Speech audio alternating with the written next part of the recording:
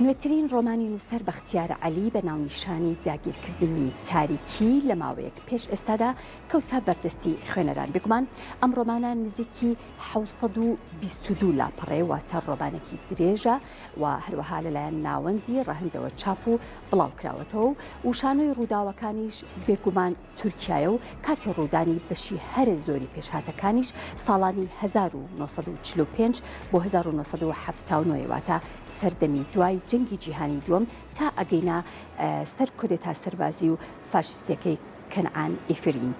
دوێنێ ئێوارە سێشەممە لا سەنتەری هاوبەشی ناوەندی ڕەهەند و کتێبخانەی ڕۆمان کۆڕێک بە ناونیشانی ڕەمزیەتی بوونێکی نەگیرا و کا خوێندنەوەیەکی فەلسەفی دەرونشیکاریە بۆ ڕۆمانی داگیرکردنی تاریکی بەختیار عەلی لەلایەن ئومێد حەمەعەلی سازکرا بوو.